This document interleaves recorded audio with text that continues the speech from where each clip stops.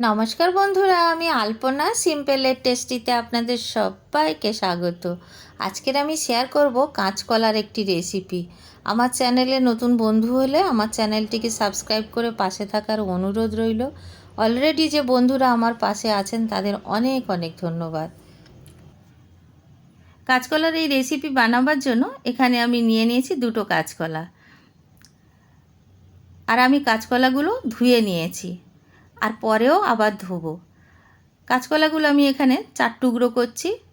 আপনাদের যদি মনে হয় আরেকটু বড় করে কাটতে চান কাটতে পারেন, অসুবিধা নেই তাতে। আপনারা কাঁচকলার কোপ্তা খেয়েছেন, ঝোল খেয়েছেন বা ভাজা খেয়েছেন, কিন্তু কাঁচকলার এই নতুন রেসিপি আপনাদের খুবই ভালো লাগবে। কাঁচকলাগুলো আমি কেটে নিয়েছি, এখন আমি জলের মধ্যে দিয়ে দেব। ভালো করে পরিষ্কার করে ধুয়ে নিয়ে প্রেসার কুকারে সেদ্ধ করে নেব। প্রেসার কুকারের মধ্যে আমি দিয়ে দিলাম।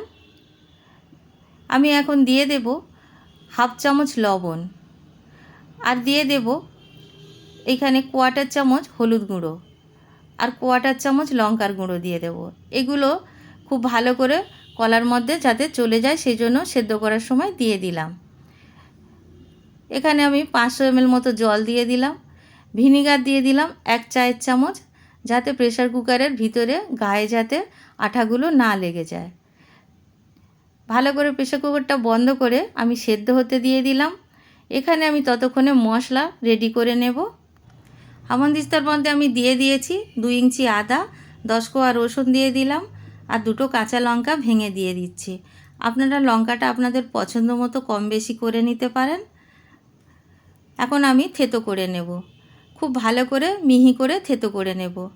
আপনারা এই মশলাগুলো বেটে দিতে পারেন, কিন্তু থেতো করে দিলে একটা আলাদা রকম স্বাদ লাগবে, একেবারে নতুনত্ব লাগবে। এইভাবে আমি থেতো করে সাইডে রেখে দিলাম। কাঁচকলাগুলো এখন প্রেসার কুকারে সেদ্ধ করে নিয়েছি, আর প্রেসারটা রিলিজ হয়ে যাওয়ার পরে আমি ঢাকাটা খুলেছি। প্রচণ্ড গরম আছে। এখন আমি একটা প্লেটের মধ্যে তুলে নেব। এখন গরম আছে, এখন ছাড়ানো যাবে না। আমি ঠান্ডা করে নিয়ে এখন ছাড়িয়ে নিচ্ছি।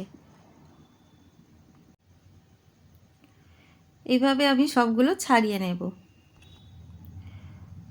প্রত্যেকটা কলা আমি ছাড়িয়ে এইভাবে চপিং বোর্ডের ওপরে রেখে দেব। আর খোসার যদি কোনো রেসিপি আপনারা দেখতে চান কমেন্ট করে জানাবেন, আমি সেই রেসিপি বানিয়ে নিশ্চয়ই আপনাদের সঙ্গে শেয়ার করব। কলাগুলো এইভাবে হাত দিয়ে একটু চেপে চ্যাপ্টা করে নিচ্ছি। যে দিকটা কেটেছি সেই দিকটাই কিন্তু নয়, সাইডভাবে এইভাবে চ্যাপ্টা করে নিতে হবে, তাহলে কলাগুলো ভেঙে যাবে না।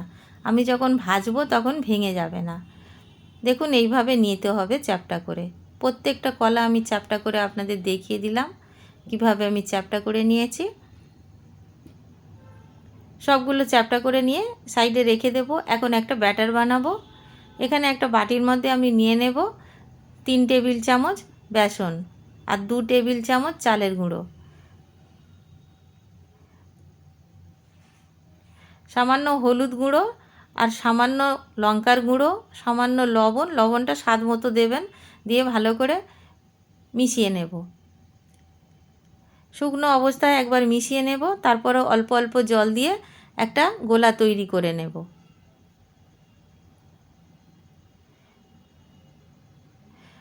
এইভাবে যদি আমরা অল্প অল্প করে দিয়ে গোলা তৈরি করি তাহলে ডালা থাকবে না। একবার ভালো করে মিশিয়ে নিয়ে আর একটু জল দিয়ে একটা না পাতলা না ঘন একটা মাঝামাঝি একটা গোলা তৈরি করে নিলাম। গোলাটার মধ্যে আমি এখন কাঁচকলাগুলো দিয়ে দেব। কাঁচকলাগুলো গোলার মধ্যে ডুবিয়ে এইভাবে কাঁটা চামচের সাহায্যে তুলে নেব। কাঁটা চামচ দিয়ে তুললে এক্সট্রা যে গোলাটা থাকবে কিছুটা হলেও পড়ে যাবে। গ্যাস জ্বালিয়ে আমি এখানে কড়াই বসিয়ে তেল গরম হতে দিয়ে দিয়েছিলাম। 5 টেবিল চামচ সর্ষের তেল দিয়েছি, আর তেলটা খুব ভালো করে গরম হয়ে যাওয়ার পরে কাঁচকলাগুলো আমি ভাজতে দিয়ে দিচ্ছি। আপনারা চাইলে সাদা তেলে বা ঘি দিয়ে এই রেসিপি বানাতে পারেন। ঘি দিয়ে বানালে তো আরও সুন্দর খেতে লাগবে, সবাই জানেন সেটা। আর আপনারা যদি রেগুলার সাদা তেল খান তাহলে সাদা তেল দিয়েও এই রেসিপি বানানো যাবে। ভালো করে উল্টে পাল্টে হালকা ব্রাউন করে ভেজে নেব।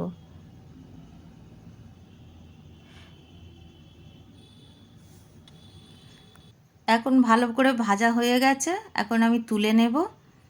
প্রথম ব্যাচটা আমার ভাজা হয়ে গেছে।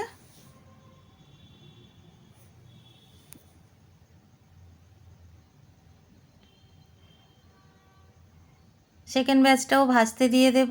আমি দুটো ব্যাচে ভেজে নিচ্ছি। আপনারা চাইলে এটা স্ন্যাক্স হিসাবেও খেতে পারেন, তাহলে একটু ওপর থেকে চাট মশলা আর একটু বিট লবণ দিয়ে খেতে পারেন, ভালো লাগবে। আমি সেকেন্ড ব্যাচটাও ভেজে তুলে নিলাম। একই তেলে আমি দিয়ে দেব দুটো শুকনো লঙ্কা আর দুটো তেজপাতা, হাফ চায়ের চামচ জিরা, সাদা জিরা দিয়ে দিলাম থেতো করে রাখা আদা রসুন কাঁচা লঙ্কা। 30 সেকেন্ড মতো নাড়াচাড়া করে নেব।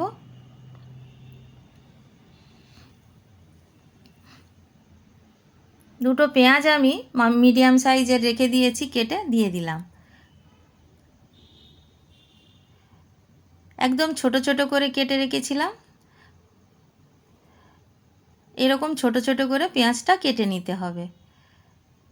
পেঁয়াজটা আমি 2 মিনিট ভেজে নিলাম। হালকা হালকা কালার আসতে শুরু করেছে। গ্যাসের ফ্লেম আমি লো করে দিয়ে হাফ চামচ হলুদ গুঁড়ো, 1/4 চামচ লঙ্কার গুঁড়ো, 1 চামচ জিরার গুঁড়ো আর হাফ চামচ ধনিয়ার গুঁড়ো দিয়ে দিলাম।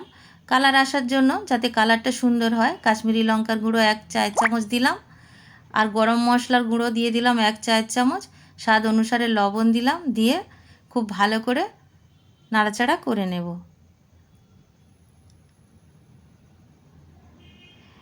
আমি এখানে টমেটো মিডিয়াম সাইজের দুটো পেস্ট করে রেখেছিলাম, দিয়ে দিলাম।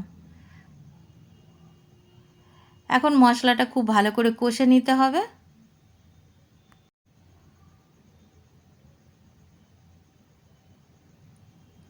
কত সুন্দর কালার এসছে দেখেছেন বন্ধুরা, খুব সুন্দর কালার এসছে। খুব ভালো করে কষে নেব, 5 মিনিট মতো কষতে লাগবে।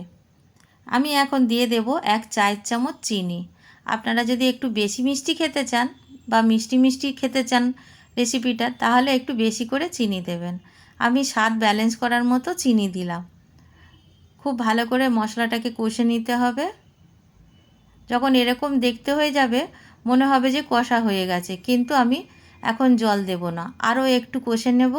এই রকম মশলাটাকে একদম কষতে কষতে যখন শুকনো হয়ে যাবে, তখন আমি জল দেব। এখন আমি গরম জল দিয়ে দেব 2 কাপ।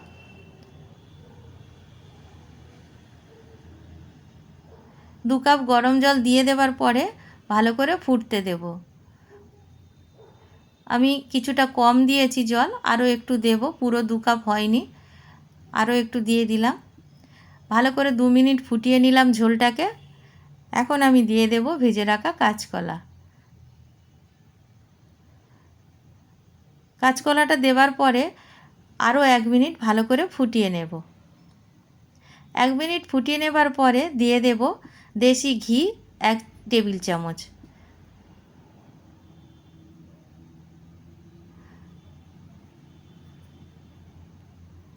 আপনারা চাইলে এই সময় গরম মশলার গুঁড়ো আরও একটু দিতে পারেন। আমি সামান্য ধনিয়া পাতা কুচিয়ে রেখেছি, দিয়ে দেব। একটু নাড়াচাড়া করে দিলাম, আর ধনিয়া পাতাটা দিয়ে আমি এখন গ্যাসের ফ্লেম অফ করে দেব। গ্যাসের চুলা বন্ধ করে দিয়েছি। যেই পাত্রে আমি কলাটা ভেজে রেখেছিলাম, সেই পাত্রে আমি নামিয়ে নেব। কত সুন্দর দেখতে হয়েছে দেখুন বন্ধুরা। লুচি, পরোটা, ভাত সবের সাথে খাওয়া যাবে। আর নতুন একটি রেসিপি বাড়িতে বানাবেন, কেমন লাগলো কমেন্ট করে জানাবেন। রেসিপি যদি ভালো লাগে লাইক করবেন, শেয়ার করবেন, নতুন বন্ধু হলে সাবস্ক্রাইব করতে ভুলবেন না যেন। আজকের এই পর্যন্ত, দেখা হবে পরের ভিডিও নতুন কোনো রেসিপির সঙ্গে।